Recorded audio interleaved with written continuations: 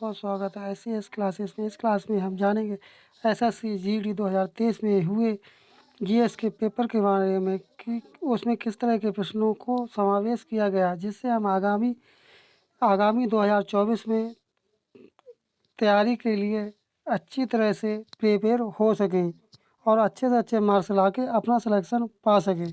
चलिए क्लास को शुरू करते हैं।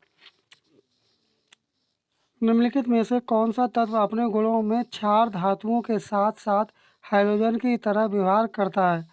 कौन सा तत्व है? हाइड्रोजन।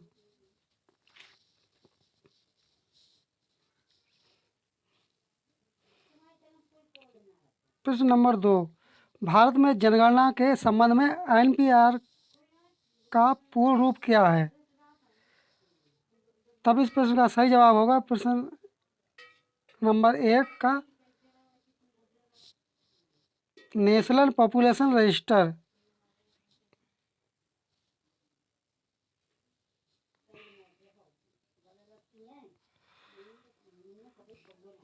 निम्नलिखित में से किसने अक्टूबर 2022 में भारत के 2 दिवसीय पीएम किसान सम्मान सम्मेलन का उद्घाटन किया? दोस्तों, ये प्रश्न करंट अफेयर्स का है, इसलिए इसे हम छोड़ सकते हैं, लेकिन हम देख सकते हैं कि किस तरह से प्रश्न पूछे जा सकते हैं।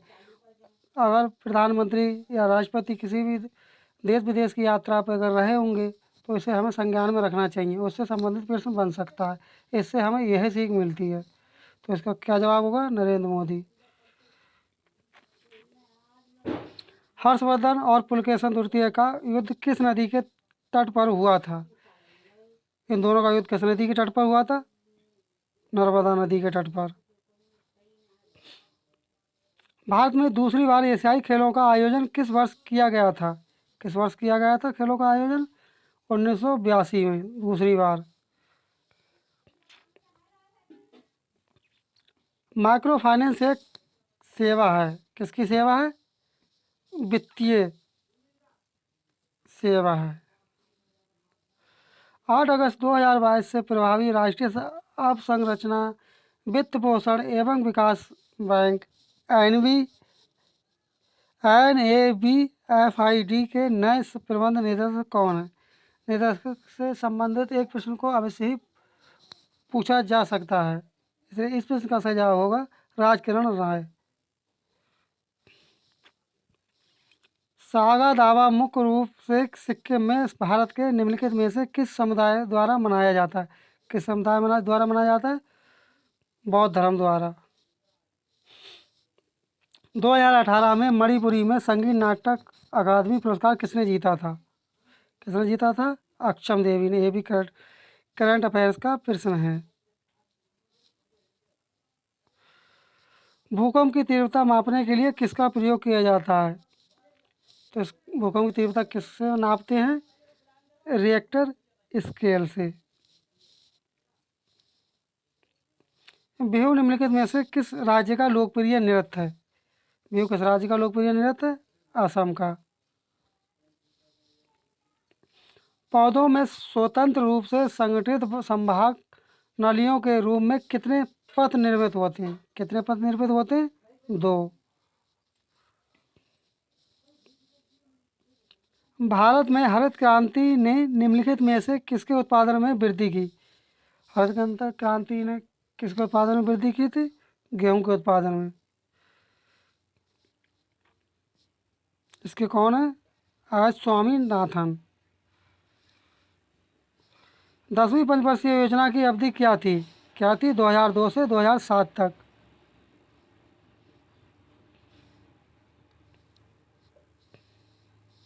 हिंदुस्तान सोशलिस्ट रिपब्लिक एसोसिएशन की स्थापना दिल्ली में हुई थी। दिल्ली में कहाँ पर हुई थी? फिरोज शाह कोटला मैदान में।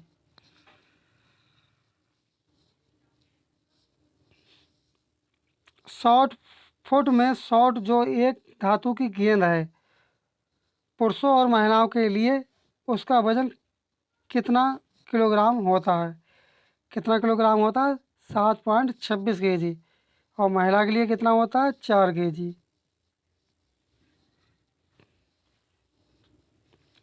ईपीएससी के सदस्यों का कार्यकाल होता है कितना होता है? 6 वर्ष या अधिकतम 65 वर्ष की आयु तक।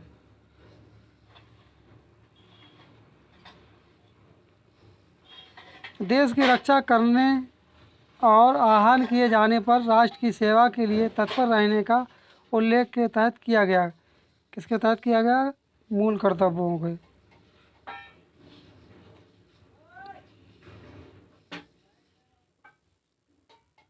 मिशन इंद्रधनुष का अंतिम लक्ष्य वर्ष की आयु तक के बच्चों के लिए सभी उपलब्ध टीकों के साथ पूर्ण टीकाकरण सुनिश्चित करना है। कितने? 2। कौन सा क्षेत्र भारत में लगभग 60% औषधालय चलाता है? कौन सा क्षेत्र है? निजी क्षेत्र।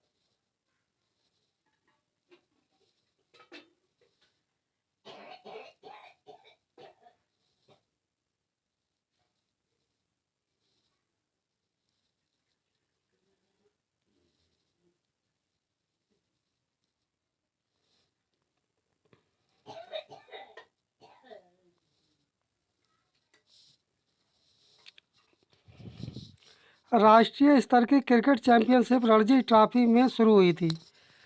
रणजी ट्रॉफी कब शुरू हुई थी? 1934 और 1935 के बीच में शुरू हुई थी। 2013 का राष्ट्रीय खाद्य और सुरक्षा अधिनियम अनपै से 2013 भारत की ग्रामीण आबादी को सब्सिडी वाला खाद्यान्न उत्पादन प्रदान करता है। कितना? 3.75%। राधा श्रीधर ने 2018 में संगीत नाटक अकादमी पुरस्कार जीता। किसमें जीता? भरतनाट्यम।